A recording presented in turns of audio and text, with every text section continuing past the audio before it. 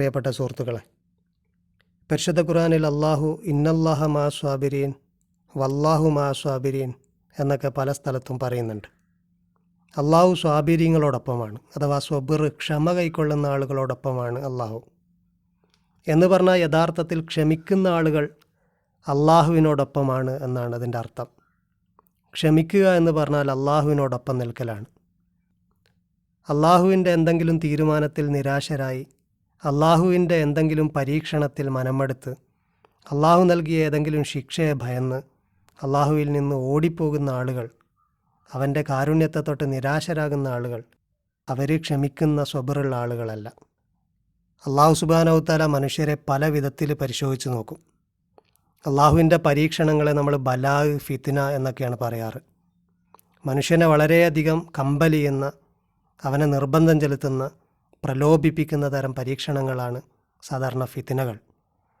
അള്ളാഹുവിൻ്റെ ബലാ, അവൻ്റെ പരീക്ഷണങ്ങൾ ഏതൊരു പരീക്ഷയും പോലെ 2 റിസൾട്ടുള്ളതാണ്. ആ പരീക്ഷണങ്ങളെ തരണം ചെയ്തുകൊണ്ട് നമുക്ക് വലിയ ഗ്രേഡിലേക്ക് എത്താം, അതേസമയം പരാജയപ്പെട്ടുകൊണ്ട് താഴോട്ടും പോകാം. അള്ളാഹുവിൻ്റെ പരീക്ഷണത്തിലുള്ള പരാജയപ്പെടൽ സ്വബർ നഷ്ടപ്പെടലാണ്.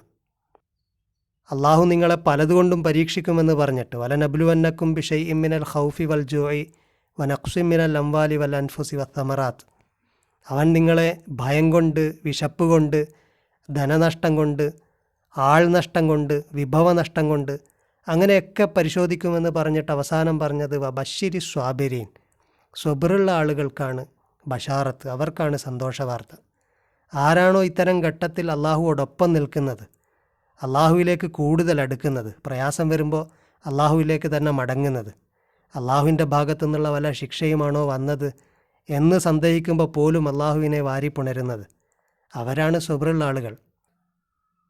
ചിലപ്പോൾ അള്ളാഹുവിൻ്റെ ഭാഗത്തു നിന്നുള്ള ഫിത്ന നമ്മെ തിരുത്താൻ കൂടി വേണ്ടിയാകാം. അങ്ങനെ ചെയ്യുമ്പോൾ അള്ളാഹുവിനെ വിട്ട് അകന്നു പോകുന്ന ആൾ, ഒരു കുട്ടിയെ ഉമ്മ തല്ലുമ്പോൾ കുട്ടിക്ക് വേണമെങ്കിൽ ഉമ്മാനെ ഉപേക്ഷിച്ച് പോകാം.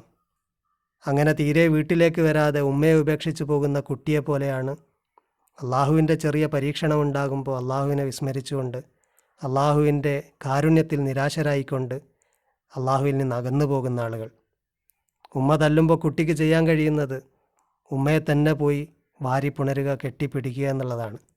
അങ്ങനെ ചെയ്തു കഴിഞ്ഞാൽ അവരോടൊപ്പം ഉമ്മ എപ്പോഴും ഉണ്ടാകും എന്ന പോലെ പരീക്ഷണ ഘട്ടത്തിൽ, അള്ളാഹുവിൻ്റെ ബലാഇൻ്റെ സന്ദർഭങ്ങളിൽ അള്ളാഹുവിനെ തന്നെ വാരിപ്പുണരുക എന്നതാണ് ഒരു അബ്ദിന് ചെയ്യാൻ കഴിയുന്ന ഏറ്റവും നല്ല കാര്യം.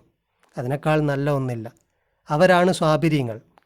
അങ്ങനെ അള്ളാഹുവിനോടൊപ്പം നിൽക്കുന്ന ആളുകൾ, അവരുടെ കൂടെ എപ്പോഴും അള്ളാഹു ഉണ്ടാകും.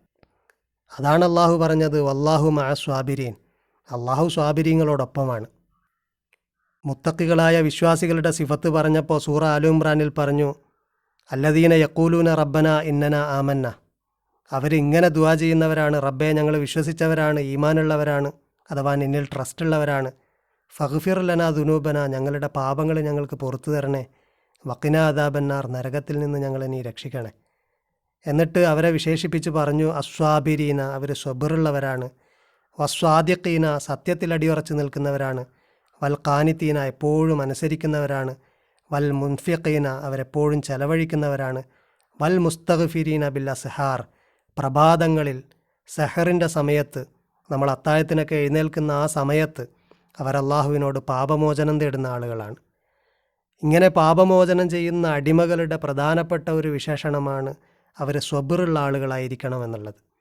അവർ നേരിടുന്ന എല്ലാ പ്രയാസങ്ങളിലും അവർ മനമെടുക്കാതെ അള്ളാഹുവിൽ ആശയുള്ളവരായി അവനിലേക്ക് തന്നെ മടങ്ങി, അവനോട് തന്നെ ചോദിച്ച് കൂടുതൽ അവനെക്കുറിച്ചുള്ള സ്മരണ നിലനിർത്തി അങ്ങനെ അവനിൽ അടിയുറച്ച് നിൽക്കുന്ന ആളുകളുടെ ഒപ്പം അള്ളാഹു എന്നും ഉണ്ടാകും.